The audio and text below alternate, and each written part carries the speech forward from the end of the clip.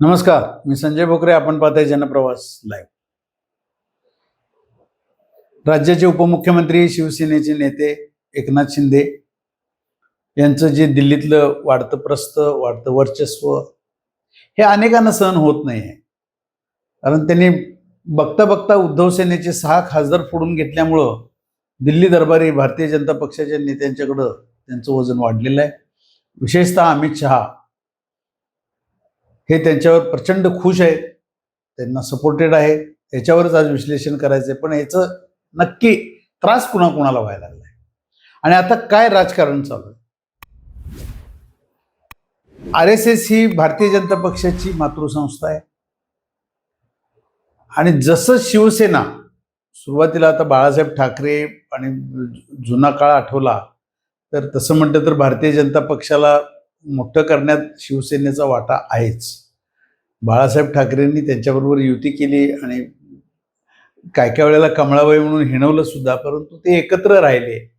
परंतु उद्धवने नंतरच्या काळात आम्ही सडून निघालो, भारतीय जनता पक्षानं आम्हाला कुजवलं वगैरे वगैरे ज्या भाषा, आपण सगळं राजकारण बघत आलो. आणि आता सध्या परिस्थितीमध्ये देवाभाऊंचं राजकारण आपण बघतोय. देवाभाऊंनी राष्ट्रवादीचे 2 तुकडे केले. भारतीय जनता पक्षाचे जे इतर सगळे राष्ट्रीय नेते आहेत ते सुद्धा देवाभाऊंच्या पाठीशी होते. शिवसेनेचे 2 तुकडे, राष्ट्रवादीचे 2 तुकडे, 2 गट, हे करून काही करून सत्ता मिळवायची आणि ती सत्ता भारतीय जनता पक्षानं मिळवली. आणि जे फुटीर आहे त्यात एकनाथ शिंदे शिवसेनेचे एक नंबर. एकनाथ शिंदेंना ही सगळी मुत्सद्दीगिरी, कूटनीती करून पुढं आणलं, फोडाफोडीचं राजकारण त्यांच्या डोक्यात घातलं आणि ते बघता बघता एकनाथ शिंदेनी ती शिवसेना, जी फुटीर शिवसेना जी आहे ती आता तीच एक नंबरची आहे. आणि अमित शहा सुद्धा त्याला दुजोरा देतात, तेच बोलतात की आता एक नंबरची शिवसेना हीच आहे, उद्धव ठाकरेंची शिवसेना नाही. हे नुकतंच अमित शहानी बोलल्यानंतर आणि उद्धव ठाकरेंचे 6 खासदार फोडून त्यांनी आपली संख्याबळ वाढवलं. 13 खासदार आता स्वतःचे झाले.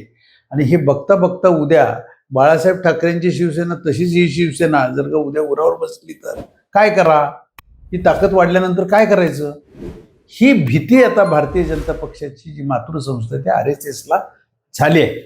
आणि केवळ त्यांनाच झाली असं नाही, अजितदादा, राष्ट्रवादी पक्ष ह्यांना सुद्धा ती भीती आहे की आपल्यातले सुद्धा काही आमदार उद्याच्या काळात कुठून गेले एकनाथ शिंदेच्याकडे. भाजपची ॲलर्जी आहे काही जणांना, चला एकनाथ शिंदेच्याकडे, म्हणजे सत्तेतच आहे, घटक पक्ष आहे, असं विचार करणारे सुद्धा आमदार आहेत.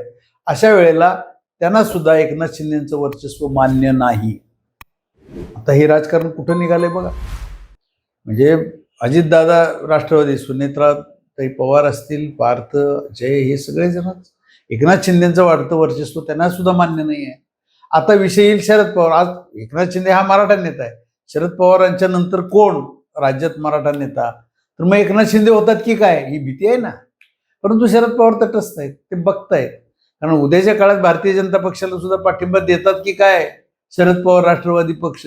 आणि सुप्रियाताईंना मंत्रिपदाचं गाजर वर्ण दाखवलेलंच आहे भारतीय जनता पक्षाच्या नेत्यांनी, राष्ट्रीय नेत्यांनी. त्यामुळे ते तटस्थ आहेत.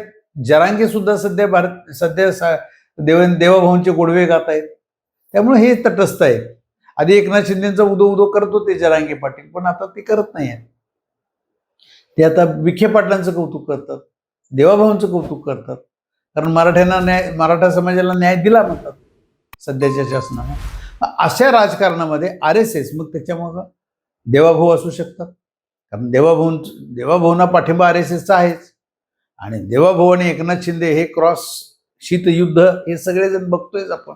मग अशा वेळेला RSS नाराज झालं आणि RSSने काही त्यांची कूटनीती चालू केली तर भारतीय जनता पक्षाचे जे राष्ट्रीय नेते आहेत, मग राष्ट्रीय अध्यक्ष असतील भारतीय जनता पक्षाचे, यांना सुद्धा विचार करायची वेळ येणार आहे.